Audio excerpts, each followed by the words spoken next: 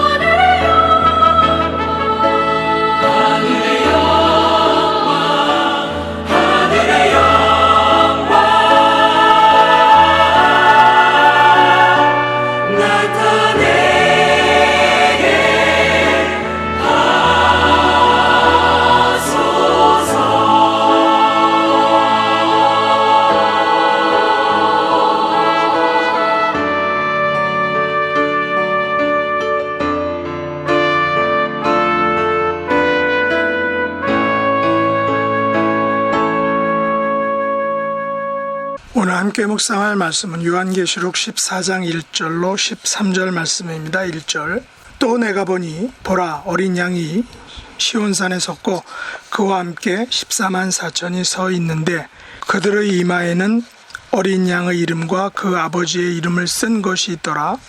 내가 하늘에서 나는 소리를 들으니 많은 물소리와도 같고 큰 우레소리와도 같은데 내가 들은 소리는 검은 고 타는 자들이 그 검은고를 타는 것 같더라.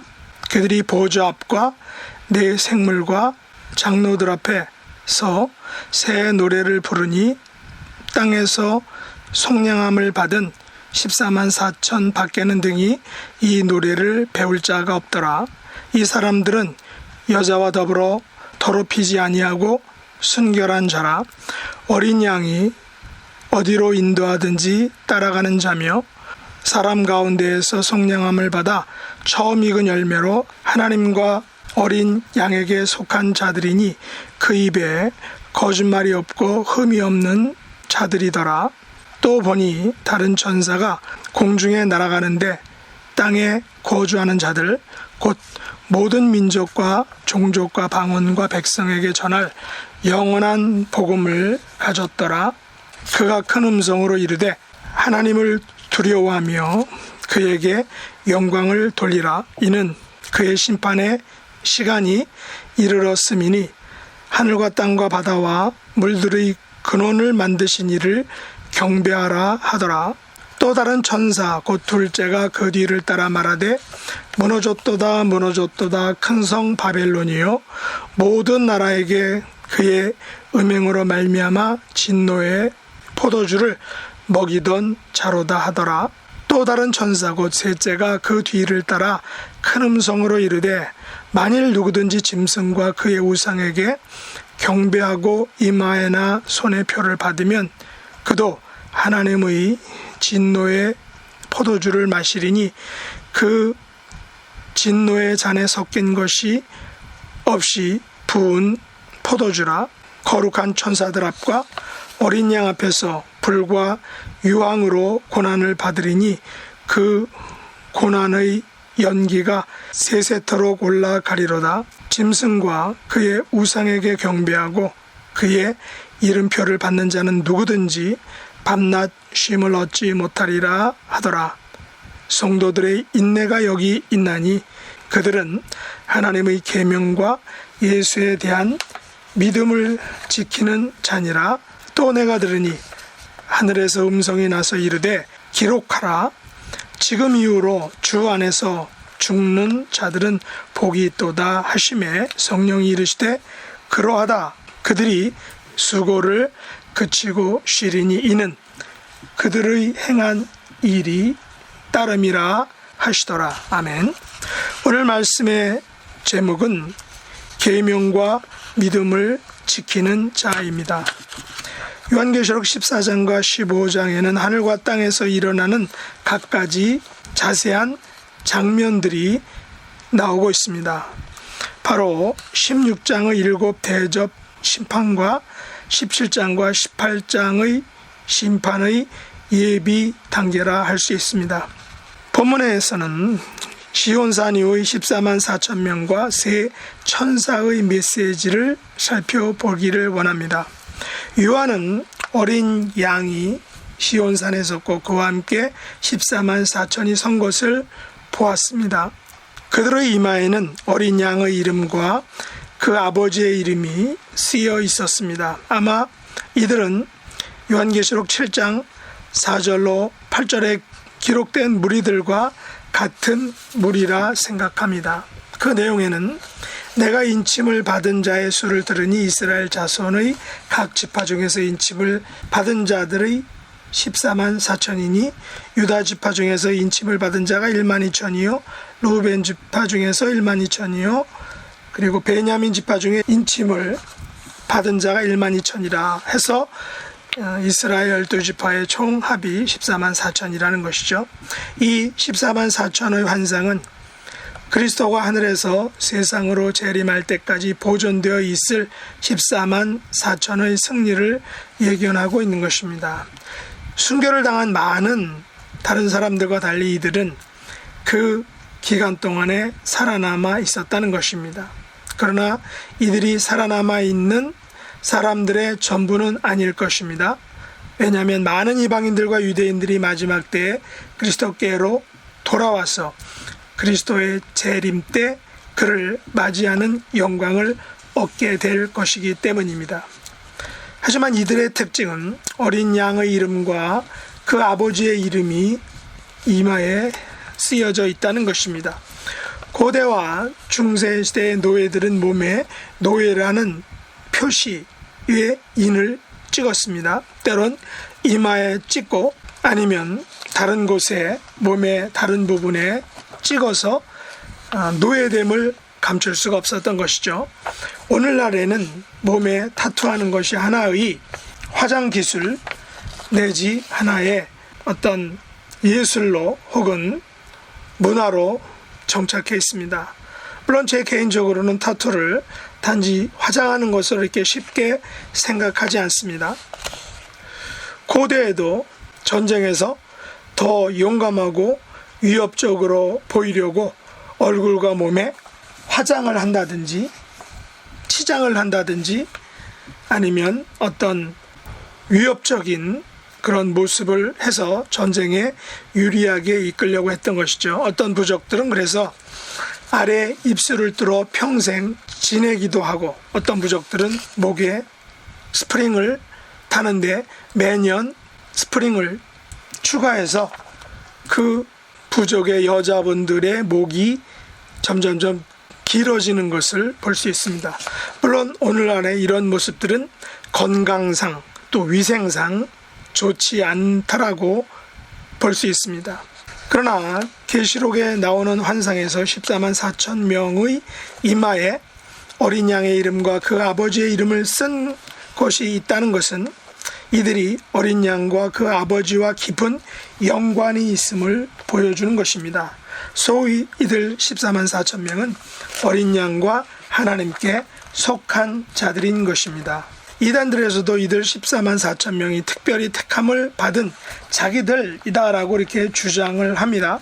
쉽게 말해서 이들 14만 4천 명은 하나님께 사랑을 받고 특별히 택함을 받은 자들이다 라고 이렇게 생각하는 것입니다. 물론 오늘 요한계시록에 나오는 14만 4천 명의 이마에 어린 양의 이름과 그 아버지의 이름이 쓰여진 것은 하나님의 특별한 어떤 관심과 사랑의 대상임을 알려주는 하나의 사인, 상징인 것입니다. 어린 양이 시온산에 섰고 14만 4천이 서 있는 곳에 많은 물소리와도 같고 큰 우레소리와 같은 소리가 있었습니다. 또한 그 소리는 마치 검은 고 타는 자들의 소리와도 같았다라고 이렇게 말합니다. 이들 소리들은 마치 모두 보좌 앞과 네 생물과 장로들 앞에서 부르는 새 노래였던 것입니다. 마치 오케스트라의 연주와 같이 장엄하고 웅장한 예배의 현장인 것입니다.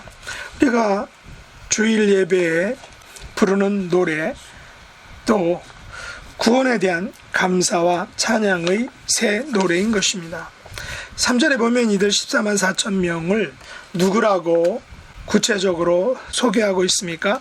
바로 땅에서 성령함을 받은 자들이다 라고 말하죠. 그러면 이들 14만 4천 명이 사람들이 가지고 있는 믿음의 모습이 어떤 것이었습니까? 오늘 본문에는 세 가지를 말하고 있는데 첫째, 이들은 여자와 더불어 더럽히지 아니한 순결한 자다라고 말합니다. 여기서 여자는 아마도 바알 신당의 여사제들로 우상 숭배와 함께 행해지던 다산 의식인 성교 의식을 의미하는 것일 것입니다. 한마디로 영적으로 순결한 자들, 우상 숭배를 하지 않는 자들이 바로 순결한 자들인 것입니다. 바울 사도도 고린도후서 11장 2절에서 이런 말을 했습니다. 내가 너희를 정결한 처녀로 한 남편인 그리스도께 드리려고 중매함이로라 라는 말을 했습니다. 다시 말하면 바울은 고린도 교회의 성도들을 그리스도의 거룩한 신부로 준비시키려고 했다라는 것입니다. 오늘날 우리는 성에 대한 거룩함, 순결함이 사라진 그런 세상을 살아가고 있습니다. 부정, 불륜, 동성결혼, 성전환 등 너무나 창조 질서에 역행하는 일들이 벌어지고 있는 것입니다.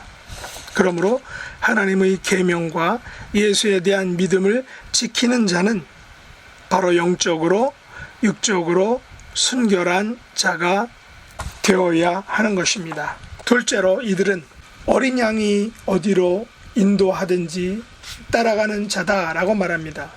성경에서 어린 양은 평탄한 길로 가지 않았습니다. 또한 어린 양은 일찍 죽임을 당하였습니다. 우리는 어린 양이 당하신 그 고난과 시험과 죽음과 부활을 잘 알고 있습니다. 어린 양이신 예수님께서 가신 길은 고난의 길, 골고다의 길이었습니다. 그러므로 하나님의 계명과 예수에 대한 믿음을 지키는 자는 어린 양이 어디로 가든지 순종하며 따라가는 자다라는 사실입니다. 셋째로 이들은 사람 앞에서 속량함을 받아 처음 익은 열매로 그 입에 거짓말이 없고 흠이 없는 자들이라는 것입니다. 하나님과 어린 양에게 속한 자들은 그 입에 거짓말이 없습니다. 흠이 없는 자들입니다. 입에 거짓말이 없다라는 것은 진실한 사람이라는 것이죠. 입에 거짓말이 없이 세상을 살아가는 것은 불가능합니다. 모든 사람은 입에 거짓말을 가지고 있습니다. 모든 사람은 흠을 가지고 있습니다. 그러나 성경은 사람 가운데에서 속량함을 받은 사람은, 다시 말해서 모든 사람들은 죄인으로 거짓말과 흠이 있지만 그런 자들이 하나님과 어린 양으로 인하여 속량함을 받게 되면, 바로 하나님과 어린 양에게 속한 자들이 되면 그 입에는 거짓이 없고 흠이 없는 자로 살아야 한다라는 것입니다. 6절에 보면 또 다른 천사가 땅에 거주하는 자들에게 영원한 복음을 가졌다라고 이렇게 말하고 있습니다. 여기 땅에 거주하는 자들은 어떤 자들입니까? 모든 민족과 종족, 방언, 백성들입니다. 이들을 향해서 외칩니다. 하나님을 두려워하며 그에게 영광을 돌리라. 이는 그의 심판의 시간이 이르렀음이니 하늘과 땅과 바다와 물들의 근원을 만드신 이를 경배하라 라고 외칩니다. 여기서 영원한 복음은 무엇일까요? 얼핏 보면 예수 그리스도의 복음이라고 우리가 생각할 수 있는데, 오늘 문맥을 보면 바로 심판의 시간이 이르렀으니 하나님을 두려워하며 영광을 돌려 경배하라 라고 이렇게 말합니다. 그러므로 영원한 복음은 바로 심판에 대한 메시지입니다. 우리는 마지막 때를 살아가고 있습니다. 물론 예수님께서 사셨던 때도, 그 후 제자들이 살던 때도 정말 마지막 때라라고 이렇게 말하고 있습니다. 그러나 하나님께서 정하신 심판의 시간은 구체적으로 언제인지 모르지만 그 시간이 이르렀다라고 성경은 이미 말씀하고 있습니다. 그러므로 우리는 심판의 시간을 살아가는 사람들인 것입니다. 둘째 천사는 큰 성 바벨론이 무너졌다라고 이렇게 말합니다. 여기서 큰 성 바벨론이 무너졌다라는 것은 그 당시 예언계시록의 세계관에서는 바로 로마 제국이 하나님의 심판에 의해서 무너질 것을 예언하는 말씀입니다. 셋째 천사는 만일 누구든지 짐승과 그의 우상에게 경배하고 이마에나 손에 표를 받으면 그도 하나님의 진노의 포도주를 마심으로 불과 유황으로 고난을 받게 될 것을 경고하고 있습니다. 짐승과 그의 우상에게 경배하고 그의 이름표를 받는 자는 밤낮 쉼을 얻지 못하리라 라는 그런 경고의 메시지가, 심판의 메시지가 외쳐지고 있는 것이죠. 여기 보면 심판의 시간을 살아가는 사람들이 짐승과 그의 우상에게 경배하고 그의 이름표를 받는 자는 하나님의 진노의 포도주를 마시게 될 것이다 라고 경고하고 있는 것입니다. 그러므로 여기에 성도들의 인내가 있다라고 사도 요한은 말합니다. 심판의 시간에 우상에게 경배하고 그의 이름표를 받아야 할 그 위기와 시험의 때에, 핍박의 때에 하나님의 계명과 예수에 대한 믿음을 지키는 자가 되어야 한다는 것입니다. 13절 말씀은 바로 이 시련과 시험과 심판의 시간을 살아가는 자들에게 힘이 되는 말씀입니다. 한번 읽어보겠습니다. 또 내가 들으니 하늘에서 음성이 나서 이르되 기록하라. 지금 이후로 주 안에서 죽는 자들은 복이 있도다 하시매 성령이 이르시되 그러하다. 그들이 수고를 그치고 쉬리니 이는 그들의 행한 일이 따름이라 하시더라 라고 했습니다. 이 말씀은 어느 시대 어느 환경을 살아가든지 신실한 자들, 다시 말해 하나님의 계명과 예수에 대한 믿음을 지키는 자들에게 주어지는 축복의 말씀인 것입니다. 그들이 수고를 그치고 쉬리니 이는 그들이 행한 일이 따름이라. 다시 말해 그들이 하나님의 계명과 예수에 대한 믿음을 지킨 그 일이 따름이라. 따름이라는 건 어떤 의미입니까? 복이 되리라. 그들이 하나님의 계명과 예수의 믿음을 지킨 그 일에 대해서 하나님이 충분히 완벽하게 보상해 주신다라는 것입니다.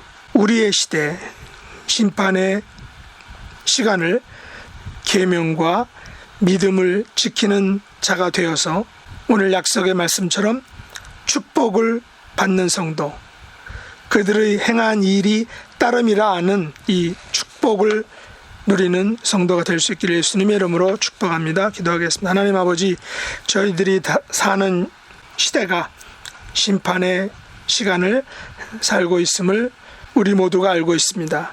하나님의 계명과 예수에 대한 믿음을 지켜야 함에도 불구하고 저희들은 세상과 짐승과 그의 우상에게 경배하고 세상의 이름의 표를 받아 살아가는 그런 불신의 삶을 살려는 그런 유혹과 그 유혹에 넘어가지는 않는지 우리 자신을 깊게 돌아볼 수 있기를 원합니다.